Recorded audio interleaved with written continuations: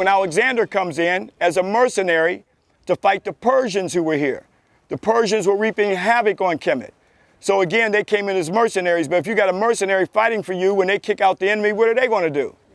They're going to take over if you can't defend yourself, and that's exactly what happened with Alexander the barbarian that they taught you to call the great. Nothing great about him, all right? Here they got us to teach us to call him great. That was taken from Menkaparat Tahuti Mays, the great. That was taken from Ursama At Rasaptep and Ra Mr. Murray Amun, the great. That's where the concept the great came from. But when he took over Kemet, this is where he got Aristotle's to plunder temples like this and up and down the Nile and plundered the scrolls that were here and the libraries and housed it in the Alexandria Library. This is where they started to study ancient Kemet. But after Alexander's death, the Ptolemies took over. His generals took over the march of the empire. Ptolemy I took Egypt. This is what started the Ptolemaic line of 300 years. This is what started the bloodbath during the time of the Ptolemies. They were killing each other to be on the throne.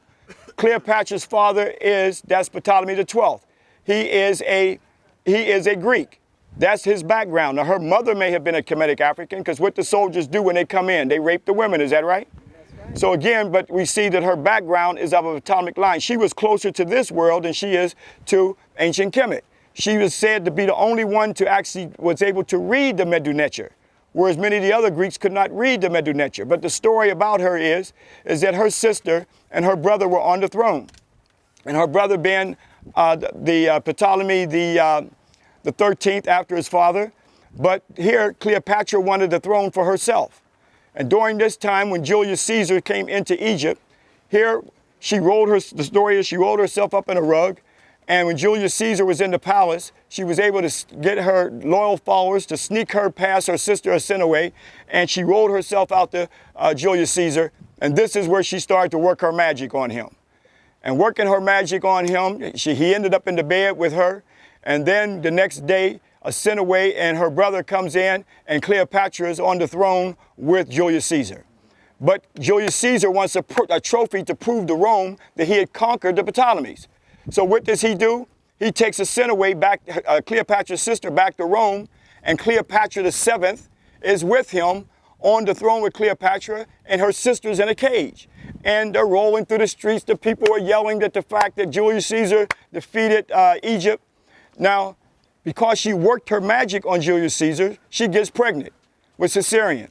Now, her mission is that she wants the power of ancient Egypt as it was in ancient time to come back. And she wants to do that through her son Caesarion, that he would rule over Egypt and Roman Empire. That would make Egypt the world empire again.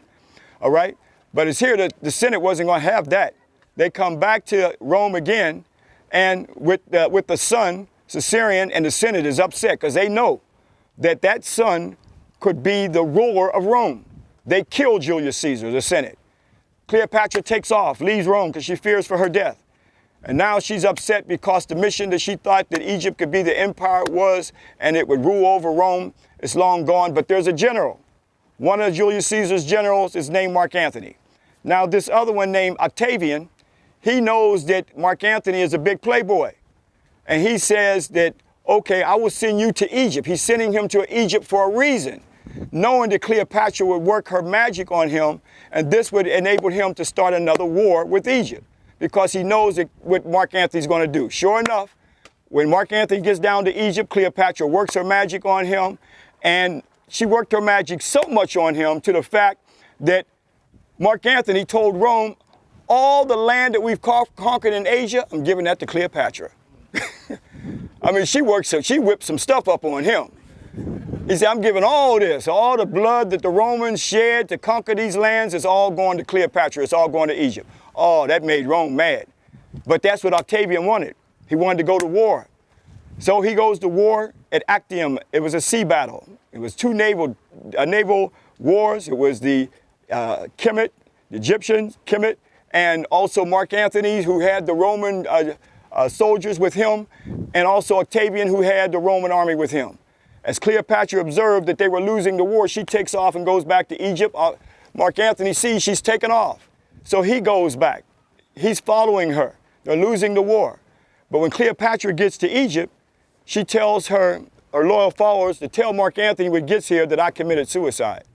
So when Mark Antony got there, he said, where's Cleopatra at? Why did she leave in the naval battle? They said, well, she committed suicide because she was losing the war. And he takes his Roman knife and stabs himself and kills himself. Cleopatra walks out and sees he's dead. What's her mission? She wants to work out on Octavian. Octavian's coming. And so here, Octavian comes into the palace and sees Cleopatra, but Octavian, he loves boys. So, so that ain't working. She said, what's happening? My magic ain't working. But see, he was into boys. That's what he was into. He was into men, all right? So that wasn't working at all. So she realized, hey, well, I have no other mission. So she takes and gets some of her loyal followers to go out and get a cobra. To go out to get this cobra. Why does she want this cobra? Because she knows what she saw would happen to her sister, Arsinoe, as she was run through the streets of Rome before her death. So she said she'll take a royal death before she let that to be humiliated. She takes this cobra, lays it on her breast. The cobra bites her, and then she got all the loyal nobles around her and put her in a royal dress. So when Octavian runs into the room and thinks he got a trophy, because he don't want her dead, he wants a trophy for Rome to run her through the streets and everything to parade. And there she is lying out in the royal and all the royalty of a queen that one would have of ancient Egypt, where she took her life. And that trophy he did not have, and said that she was buried in Alexandria, Egypt.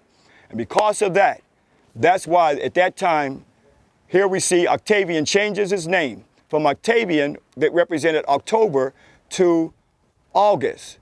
So he becomes Augustus Caesar, because it was August 30th in 30 BCE that he defeated Cleopatra and Mark Antony.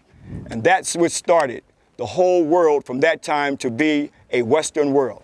Had Cleopatra won that war at that time, the center of the world would have been Africa. But because she lost that war, that's where we see that the world then comes from Rome, and the European empire started from that particular point.